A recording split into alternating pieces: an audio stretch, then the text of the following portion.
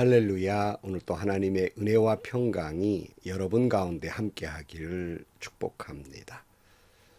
오늘 또 하나님의 말씀을 깊이 묵상하면서 여러분의 신앙이 성숙되어 가기를 축복합니다.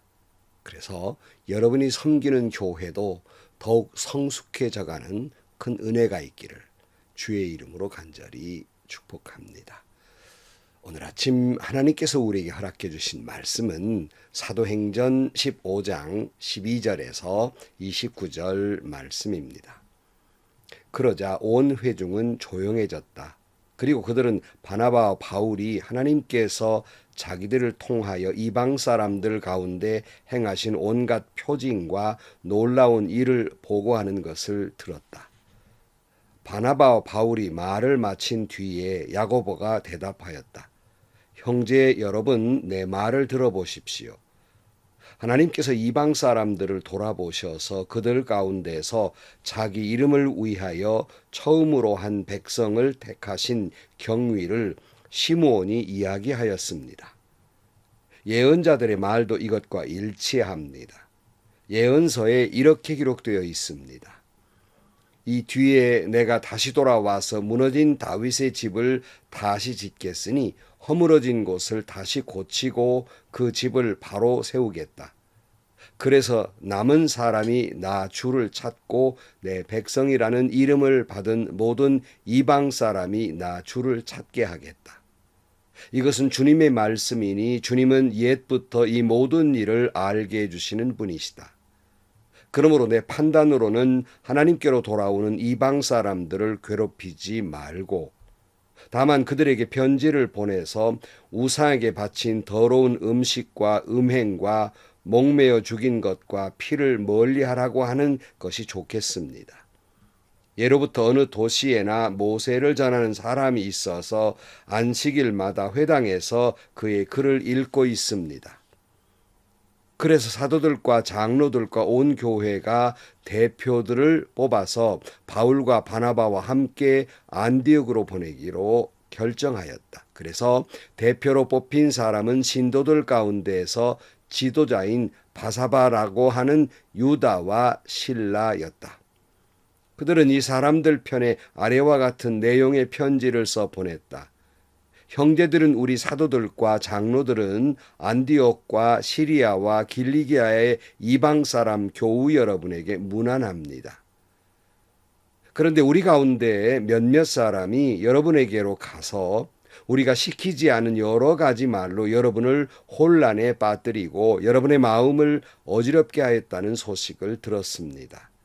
그래서 우리는 몇 사람을 뽑아서 살아가는 바나바와 바울과 함께 여러분에게 보내기로 만장일치로 결정하였습니다. 바나바와 바울은 우리 주 예수 그리스도의 이름을 위해서 자기 목숨을 내놓은 사람들입니다. 또 우리가 유다와 실라를 보내니 그들이 이 일을 직접 말로 전할 일입니다. 성령과 우리는 꼭 필요한 다음 몇 가지 밖에는 더 이상 아무 무거운 짐도 여러분에게 지우지 않기로 하였습니다. 여러분은 우상에게 바친 제물과 피와 목매어 죽인 것과 음행을 멀리하여야 합니다. 여러분이 이런 것을 삼가면 여러분은 잘 행한다고 하겠습니다. 안녕히 계십시오. 아멘. 교회사에서 가장 제일 먼저 선교사를 파송한 안디옥 교회, 참 은혜로운 교회죠. 그러나 그런 은혜로운 교회에도 문제가 생기게 됩니다. 여러 번 말씀드렸습니다마는 이 세상에 문제 없는 교회는 없는 거예요. 왜 그렇습니까? 바로 교회는 죄인들이 모인 곳이기 때문입니다. 조금 더 직설적으로 말할까요? 바로 당신 같은 죄인이 있는 곳이기 때문에 교회는 문제가 있을 수밖에 없고 저 같은 죄인 목사가 있는 교회이기 때문에 바로 교회가 문제가 없을 수는 없는 것입니다. 그러나 그런 와중에도 좋은 교회가 있어요. 좋은 교회란 문제 없는 교회가 아니라 그 많은 문제가 있음에도 불구하고 그 모든 문제를 신앙적으로 잘 해결해 나아가면서 예수님 닮은 교회, 더 아름다운 교회, 성숙한 교회, 하나님이 보실 때 아름답다 하는 그런 교회로 나아가는 교회가 있는 거예요. 천국 같은 교회가 있다는 말씀입니다. 그러니까 안디옥 교회가 한참 부흥하고 은혜가 충만하고 또 선교사를 파송하는 이리 은혜로운 교회가 되어갈 때 예루살렘에서 유대인 몇 사람이 내려와서 간섭을 하는 겁니다. 이방인들 가운데 예수 믿기로 개종한 사람들도 자기들 유대인의 전통을 따라서 할례를 받아야 구원을 얻는다고 강요하는 것이고, 이 때문에 바나바와 바울과 격론을 벌이게 됩니다. 아무래도 문제가 해결되지 않습니다. 안디옥 교회는 이 모든 문제를 해결하기 위해서 바울과 바나바를 그리고 몇 사람을 그 예루살렘 교회에 보내서 지혜를 얻게 됩니다. 물론 이들이 가져온 문제는 예루살렘 교회에도 격론이 벌어지게 됩니다. 그러나 이 모든 문제에 대해서 결론적으로 베드로가 뭐라고 말합니까? 사도행전 15장 11절 말씀에 우리가 주 예수의 은혜로 구원을 얻고 그들도 꼭 마찬가지로 주 예수의 은혜로 구원을 얻는다고 우리는 믿습니다. 그렇게 대답을 해요. 그러니까 베드로가 구원의 문제는 예수님의 은혜로 구원받는 것이지 뭐 할례자냐 뭐 할례자냐 이런 것으로 결정되는 것이 아니라 하는 말이에요. 사랑하는 성도 여러분, 구원은 은혜이지 어떤 공로가 아닙니다. 뭘 잘 지키고 뭘 어떻게 거룩하게 잘 살아서 구원 얻는 것이 아닙니다. 우리가 거룩한 삶을 살아야 하는 것은 구원받은 백성으로서의 삶인 것이지 그것이 구원의 조건이 아니라는 말씀이에요. 자, 이때 사람들이 베드로의 말에 조용해지니까 바울과 바나바도 이방인들 중에 하나님이 어떻게 역사하셨는지 어떤 기적과 기사를 일으켰는지를 이야기하게 됩니다. 오늘 12절 말씀, 그러자 온 회중은 조용해졌다. 그리고 그들은 바나바와 바울이 하나님께서 자기들을 통하여 이방 사람들 가운데 행하신 온갖 표징과 놀라운 일을 보고하는 것을 들었다. 그랬어요. 그러니까 회중들이 베드로의 말에 이제 조용해집니다. 경청을 하게 되지요. 또 바울과 바나바의 이야기도 그들은 잘 들었어요. 경청했다는 말입니다. 여러분, 우리는 여기서 문제와 갈등이 생길 때 어떻게 해야 하느냐 하는 지혜를 얻게 되는데요. 그 중에 첫째는요, 경청하는 거예요. 이 문제를 해결하기 위해서 내가 목소리를 높여서 내 논리를, 내 주장을 고집스럽게 말해야 해결되는 것이 아니라 도리어 다른 사람의 다른 의견을 경청하는데 문제 해결이 있다는 말씀이에요. 막 고함을 치고 야단하면서 뭐 옷을 벗어붙이고 야단하는 것은 사실은 자기 논리에 자신감이 없기 때문이에요. 자기 말을 다른 사람에게 잘 설득할 자신도 실력도 없기 때문에 고집을 부리고 화를 내는 겁니다. 여러분, 진정으로 문제 해결의 지혜를 얻고자 한다면 잘 들어야 해요. 잘 들을 줄 아는 사람이 지혜로운 결론을 낼 수 있는 겁니다. 가끔 제게 어떤 분들이 물어요. 목사님, 어떻게 해야 말을 잘할 수 있겠습니까? 뭘 배워야 됩니까? 여러분, 그럴 때마다 제가 제일 먼저 말하는 게 있습니다. 말을 잘하려면 잘 들어야 한다 하는 거예요. 다른 사람의 말을 경청할 줄 아는 사람이 말을 잘할 수 있다. 그렇게 말합니다. 여러분, 다른 사람의 논리를 잘 들어야 그 다른 사람의 주장하는 것에 대해서 이해를 하게 되고 또 그 분들의 주장에 대해서 뭐가 문제인지를 알게 되며 파악하게 되고 그리고 내가 이제 어떻게 말해야 될지를 또 깨닫게 되는 것이 아니겠습니까? 그래서 지피지기면 백정백승이라는 논리와 같은 거예요. 잠언 18장 13절에 보면 다 들어보지도 않고 대답하는 것은 수모를 받기에 알맞은 어리석은 짓이다. 그랬고요. 야고보 1장 19절 말씀에 사랑하는 형제 자매 여러분은 이것을 알아두십시오. 누구든지 듣기는 빨리 하고 말하기는 더디하고 노하기도 더디하십시오. 노하는 사람은 하나님의 의를 이루지 못하기 때문입니다. 그랬어요. 여러분, 좋은 교회는 서로 주장하고 고함치는 사람이 많은 교회가 아니라 서로 잘 들어주고 남의 말을 내 의견보다 낮게 여기고 이해하고 존중해주는 교회가 좋은 교회가 되는 것입니다. 자, 그리고요, 또 두 번째 지혜를 얻을 때 야고보가 등장을 해요. 13절 말씀, 바나바와 바울이 말을 마친 뒤에 야고보가 대답하였다. 형제 여러분, 내 말을 들어보십시오. 그러므로 내 판단으로는 하나님께로 돌아오는 이방 사람들을 괴롭히지 말고 다만 그들에게 편지를 보내서 우상에게 바친 더러운 음식과 음행과 목매어 죽인 것과 피를 멀리하라고 하는 것이 좋겠습니다. 예로부터 어느 도시에나 모세를 전하는 사람이 있어서 안식일마다 회당에서 그의 글을 읽고 있습니다. 그랬어요. 예루살렘 교회는 양대 기둥이 있었는데 바로 베드로와 야고보입니다. 아마 야고보는 사도라기보다는 아마 그 교회의 장로의 역할을 하는 분이 아니었나 그런 생각을 해요. 그는 이렇게 말합니다. 이방인들에게 유대인의 전통으로서 그의 신앙생활하는 데 있어서 좀 힘들게 하지 말고 다만 우상 숭배하는 것이나 또 음행하는 것이나 또 생명을 함부로 죽이는 일들, 이런 일들을 멀리하라고 하는 것이 좋겠습니다 하는 거예요. 그래서 예루살렘 교회는 안디옥 교회에 이런 결론의 내용을 편지로 써 보내기로 합니다.